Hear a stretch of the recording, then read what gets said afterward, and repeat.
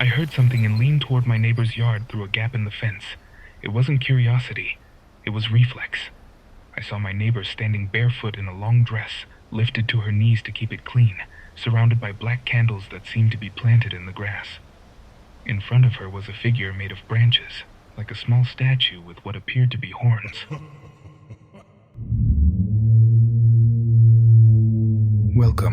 Welcome everyone.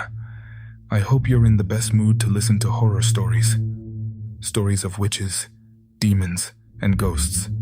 And if not, I truly hope these stories at least keep you company. Remember that this space, this community, will always be here for you whenever you need it. You're listening to Tales of the Night. Good evening. I want to tell you something that I still find hard to admit I'm living through. Why does it embarrass us to accept that we've experienced something paranormal? It started last year, when I finally moved into a small house I was able to rent cheaply. Small, old, but it had its own yard, and for me that was already a lot. The first week nothing strange happened. The only thing that caught my attention was my neighbor. She lived in the house next door, always kept her curtains closed, and almost never turned on the lights. She didn't talk to anyone, barely stepped outside to take out the trash, and went right back in without lifting her eyes. She wasn't unfriendly. She was simply one of those people who live turned inward. One night around 10 o'clock, I went out to the yard to take out some boxes I'd used for the move. When I opened the door, I heard something I couldn't identify.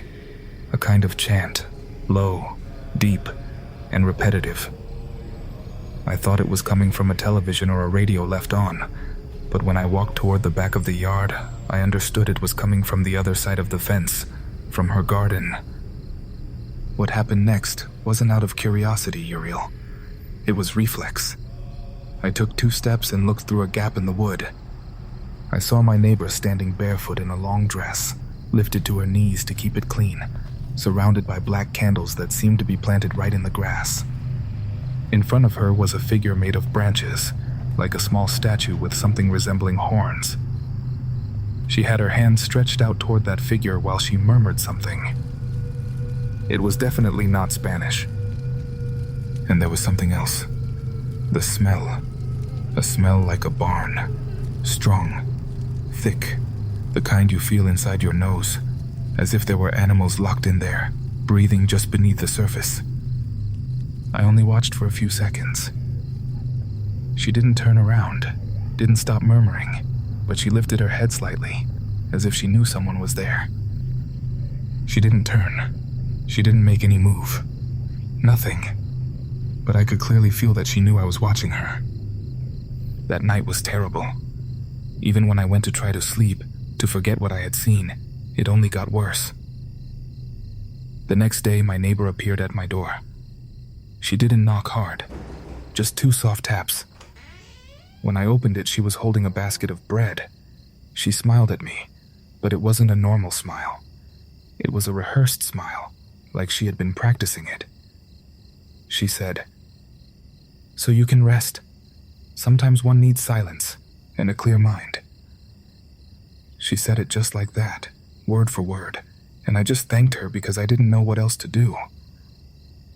That same night, the noises started. At first I thought it was the house settling, because it was old, but these weren't the sounds of wood.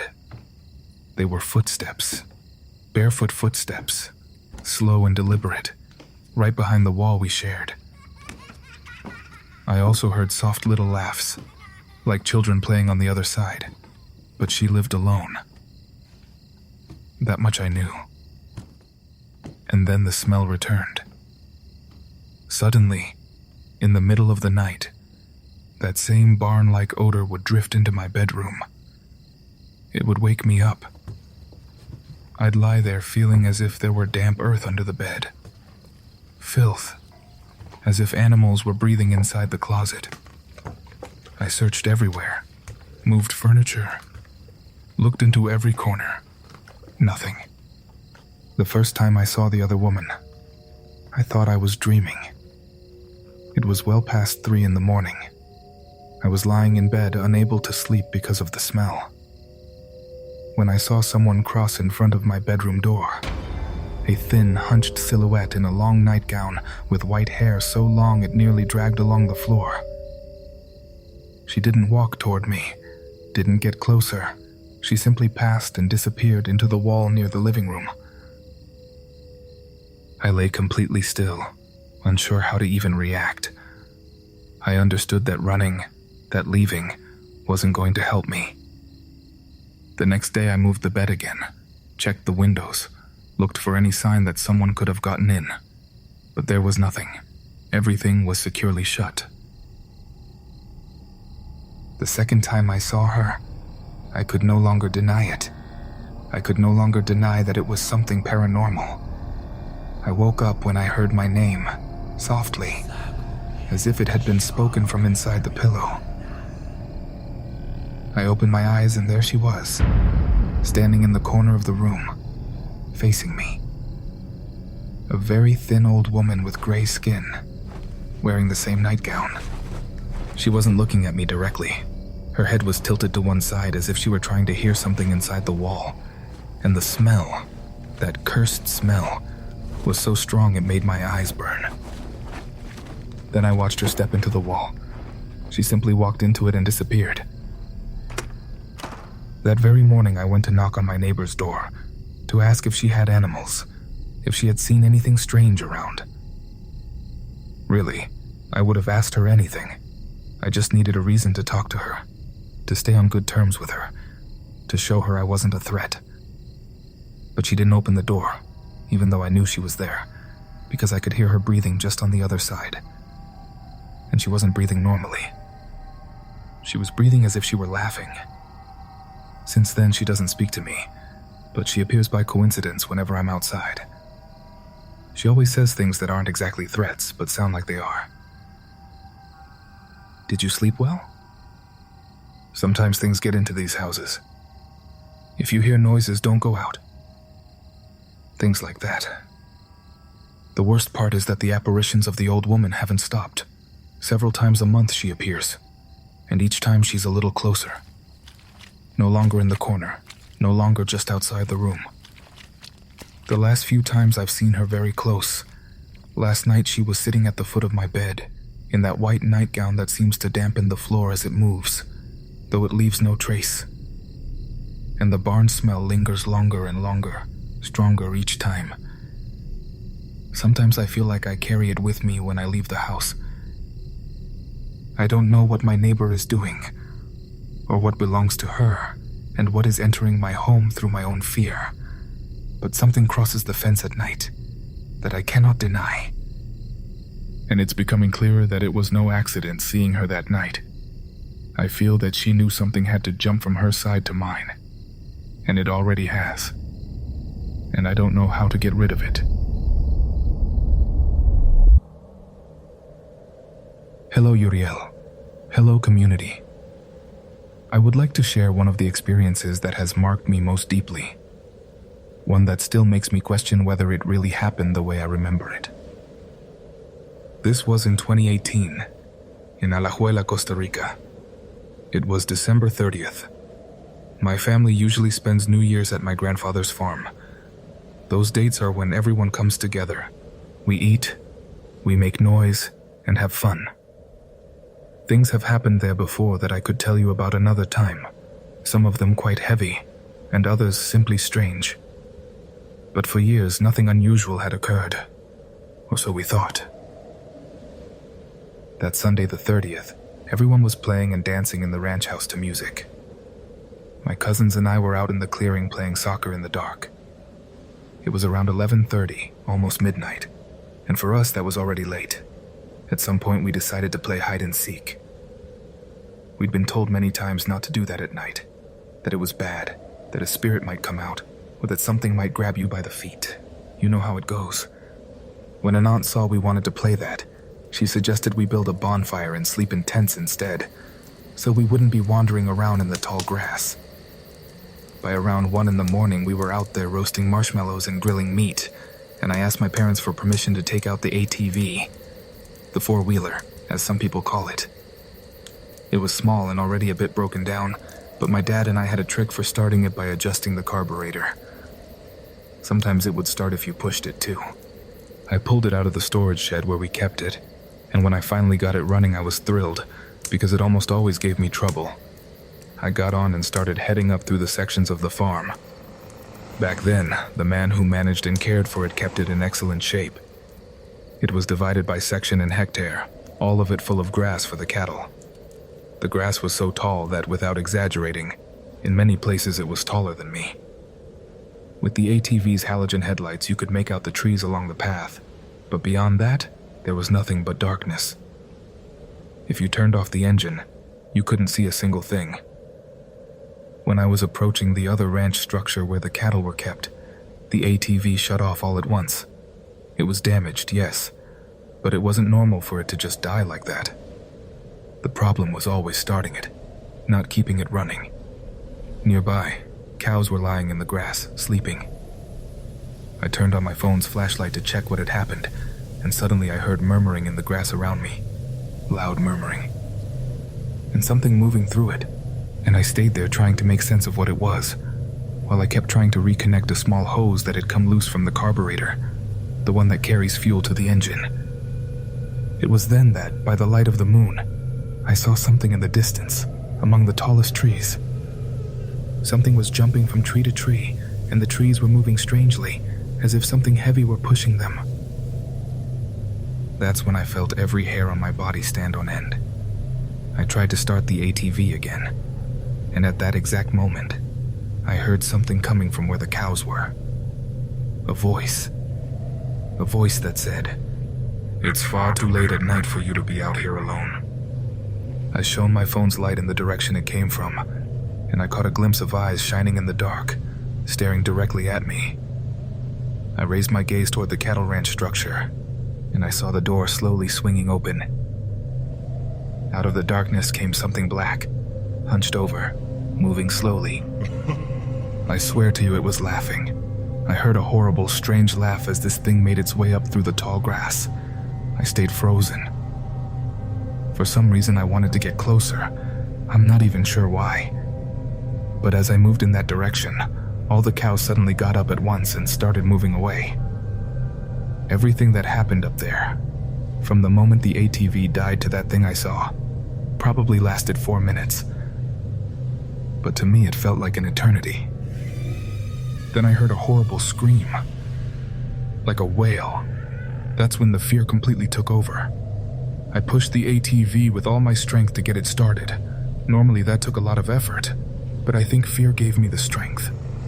When it finally turned on, I got on and accelerated hard.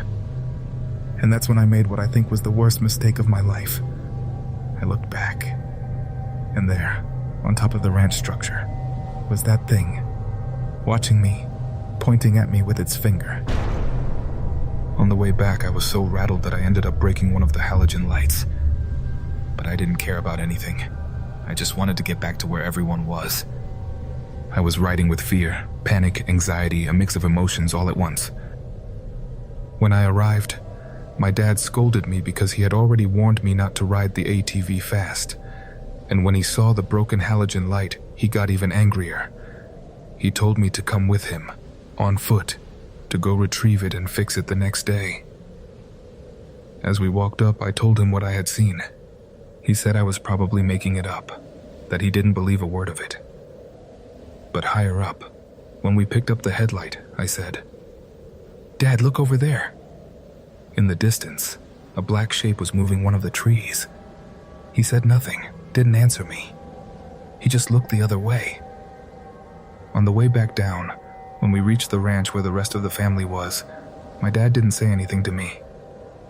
But I did see him speak to my mom. When I asked her what he had told her, she said that what I had seen was La Mona. In Costa Rica, Monas are witches who transform into animals to torment people or steal away children or men. Sometime later, I found out that figure, that thing I saw, hadn't appeared on my grandfather's farm for the first time that night.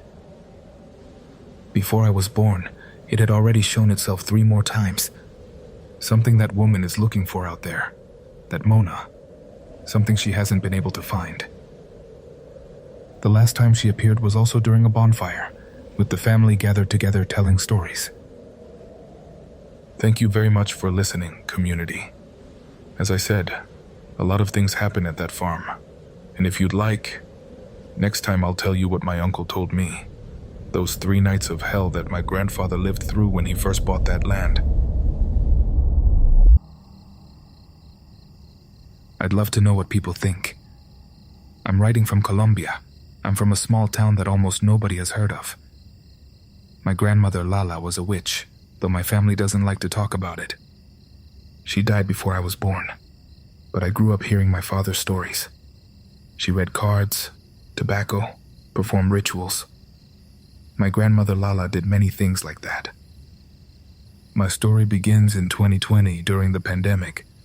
I had just broken up with my partner, and afterward I found out I was pregnant. At that time I was living in Spain and he was in the United States. He stayed over there for a good while before he could travel.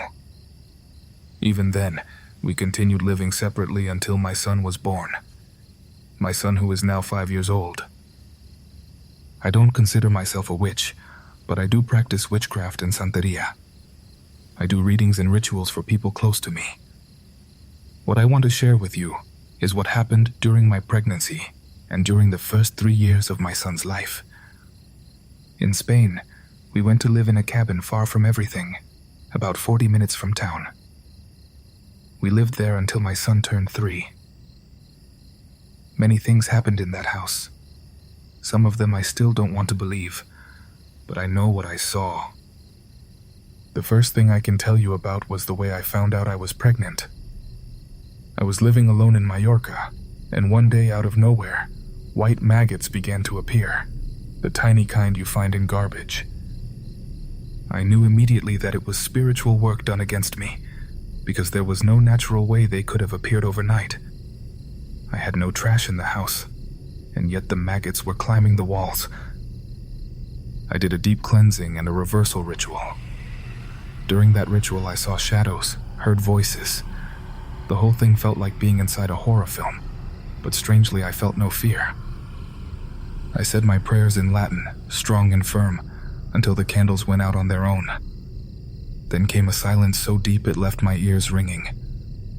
I felt nauseated and ended up vomiting until I lost consciousness.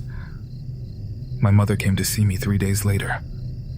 According to her, I looked like I was dead, pale, thin, unresponsive. She took me to the doctor, and that's when I found out I was pregnant. I was at university and felt like my whole world was caving in. In the days that followed, I dreamed constantly about death. I would see it seated, watching me, while I was in something like a pool, carrying a baby. And it was always the same. By the time I realized what was happening, the baby was drowning, and that's when I would wake up, always a little after 3 in the morning. I kept working, doing readings for people at the university, and the occasional ritual as well.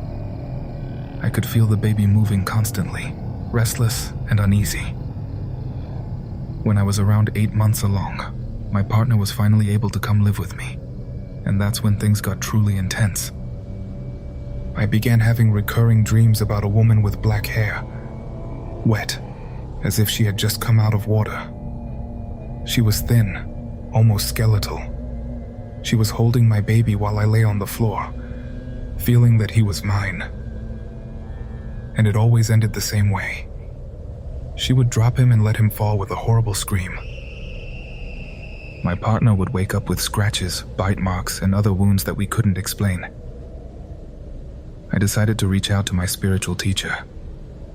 She told me something was attached to me, that someone had been working against me for a long time, a cemetery curse.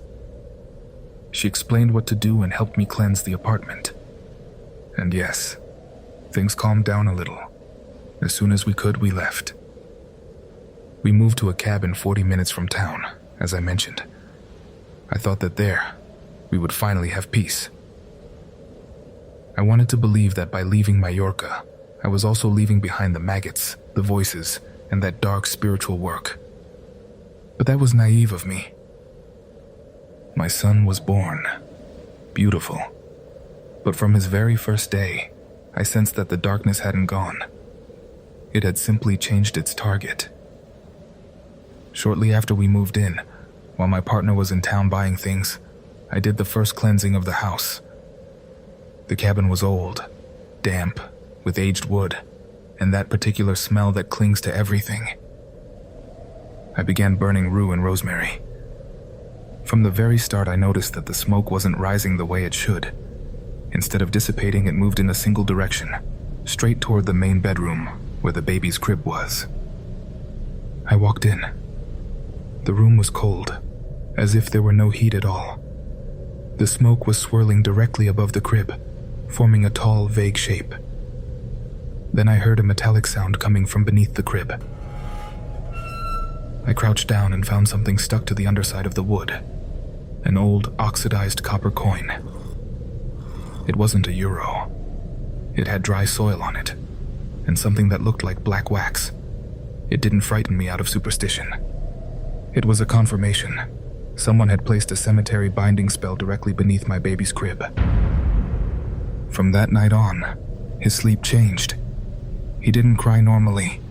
He screamed in panic, as if waking from an adult nightmare, always between midnight and 3 in the morning. And the worst part was what happened before the scream. I would feel the moment something entered the room. I couldn't see it, but the silence would become so absolute it felt like pressure in my ears. I would go to the crib, and my baby would be awake, but he wasn't looking at me. His enormous little eyes would be locked on a dark corner of the ceiling, and the fear in them was not the fear of a baby.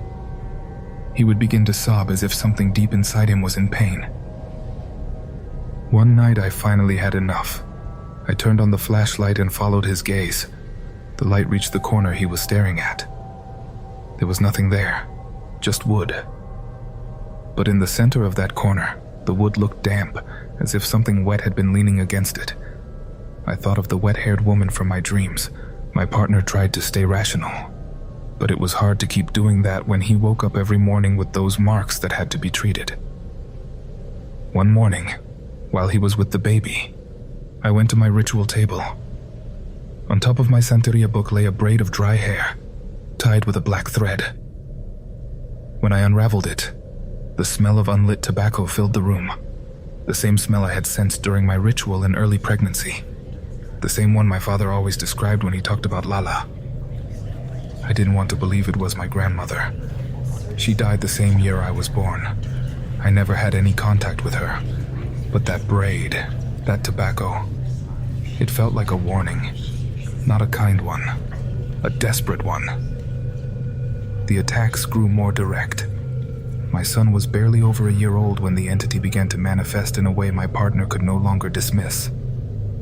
Every night, between 1 and 3 in the morning, a very clear sound would come from the hallway. Something small dragging a metal object along the floor, like when a toy slips from your fingers and you pull it with one finger along the ground. The sound always stopped right in front of the baby's bedroom door, and just before it stopped, you could make out a dry little laugh from very, very far away. And then fingernails, as if scraping against something. One night, when the sound reached the door and that laugh sounded right behind the wood, my partner turned on the light and threw the door open. There was no one. The hallway was empty. But right on the threshold there was a row of small circles of ash, drawn in a deliberate pattern, and in the center, a piece from the baby's wooden puzzle. It was the face of an animal. The next day, trembling, my partner confessed to me that when he opened the door, he felt something wet and cold hit his face, as if he had walked directly into something standing right there in the doorway. I decided to take matters into my own hands. The coin, the braid, the marks. Everything pointed to the same source. I prepared a ritual, a powerful one, a highly aggressive protection working. I used a purified beef bone. I carved the entity's name into it, and my son's name. The idea was to bury the work. As I laid out the offering, the candle's flame climbed too high, and the black smoke didn't rise. It moved toward the living room. Minutes later, I heard my son scream, but not from the crib. from the living room. I ran. He was on the rug, crawling, but with an expression of sheer terror, staring at the window. And in the reflection of the glass, I saw the silhouette of the wet-haired woman behind me. Only this time I could make out her hands. She was moving something that hung from a thread. When I turned around, there was no one, but my son was pointing at a fixed spot and repeating, in a voice that didn't sound like his own, At the spot he was pointing to, there was another puzzle piece. This one showed the face of a black goat. That's when I understood. The entity was not going to leave. It wasn't just in the cabin. It was playing with my son. The night we finally decided to flee, we packed what we needed. I performed one last simple ritual to allow us to leave safely. My partner loaded the bags into the car while I went to get my son from the crib. The room was completely dark, but there was a cold light inside the crib. My baby was awake, calm, with a smile that didn't look like his, and he was staring at the corner. I picked him up. His skin was cold and slightly damp, and when I touched the lower part of his back, I felt a small round scar, the size of the coin I had found before. It was a new mark. We left without looking back. We abandoned things, furniture, everything. We only wanted to save our son. We returned to Colombia. I thought that crossing the ocean would sever the connection. My son grew up healthy, but he always had something peculiar about him. He would play at burying dolls and then digging them back up so they could talk to him. The scar never disappeared. A few months ago, while I was doing a cleansing, I felt that same dark, turbulent energy again. The following day, when I checked my arm, I found a dark spot on my skin, rough like dry earth, in the shape of a capital letter L. Whether it was Lala's signature or a mark to counter the other force, I still don't know. Sometimes when my son is in the garden, I watch him talking to himself. I go over and ask him who he's talking to. He lifts his head, smiles the same smile as that night in the crib, and says, "With the wet lady." The cabin is behind us, but the cemetery entity and the witch, Lala, the grandmother I never knew, are still here, fighting over something embedded in my son's bloodline. And I know, Uriel, that this may sound like a very fantastical story. I would think so too, if I weren't living it, and I know that until I find the root of this story, it will never have an ending.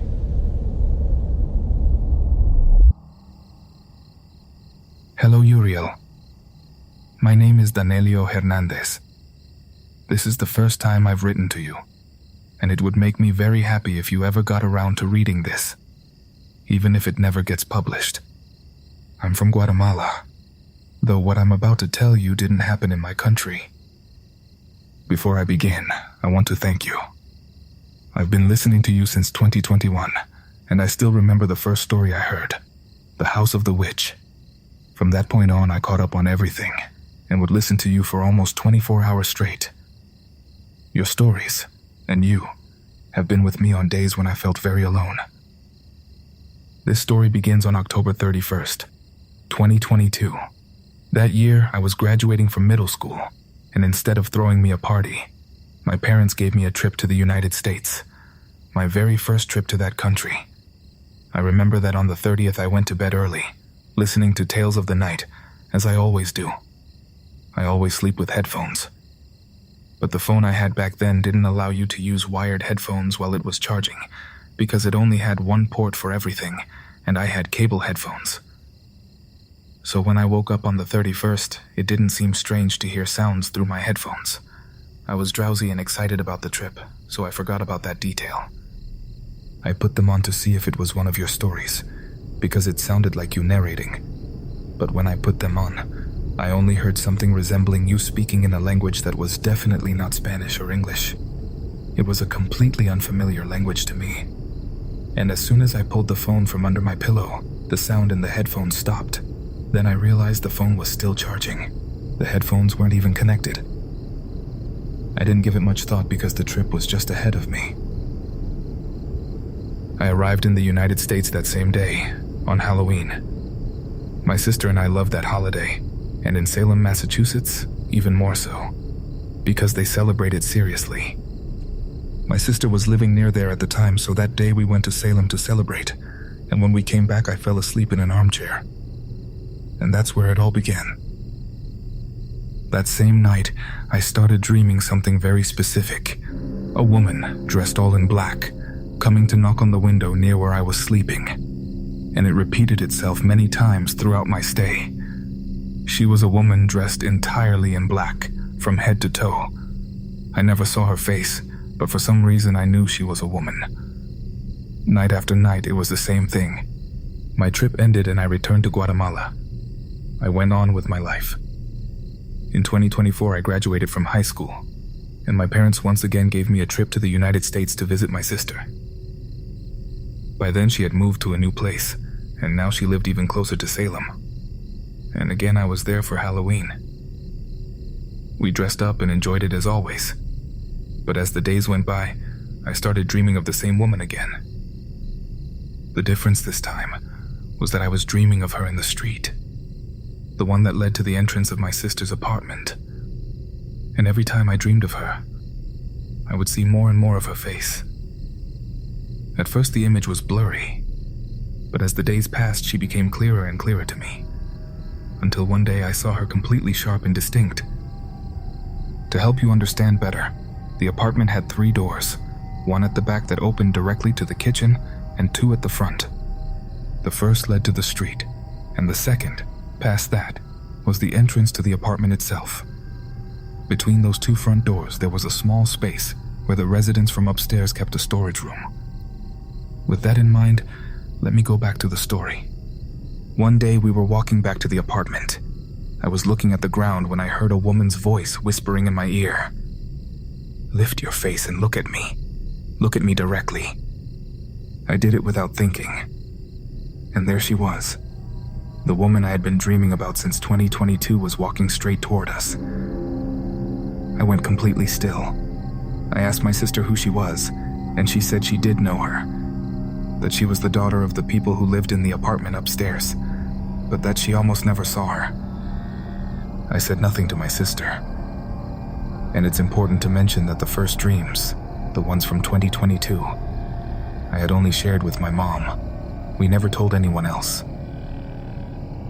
That night it was very hard for me to fall asleep, but when I finally did, I dreamed of her again. This time I could see her face very clearly. In the dream she was walking toward the first door, the one to the street, and then moving toward the second, the entrance to the apartment. She began knocking on the door, and though her mouth didn't move, I knew it was her voice telling me to open it, to let her in. That dream repeated itself every night. Every time I dreamed it, I would get up and go check the door.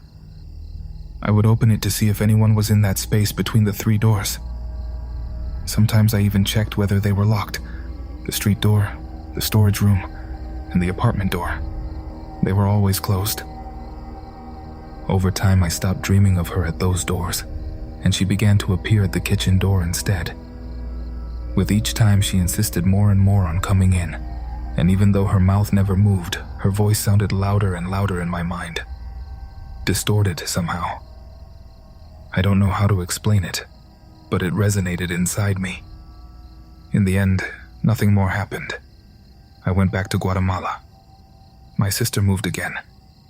My dad just got back from visiting her, and lately my mom and I have been talking about making the trip too.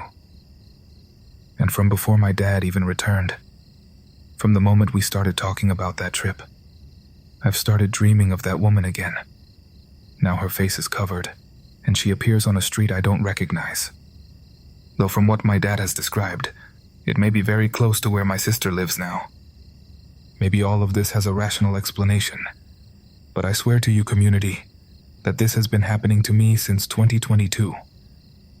I don't know how to explain that I dreamed of someone years before I ever met her, or everything that has surrounded those dreams. I don't know if you'll believe me, but I promise it's all true. If I make that trip again, and something similar happens, I'll write back to tell you how it all continues. Thank you for listening. Wishing everyone a very good night.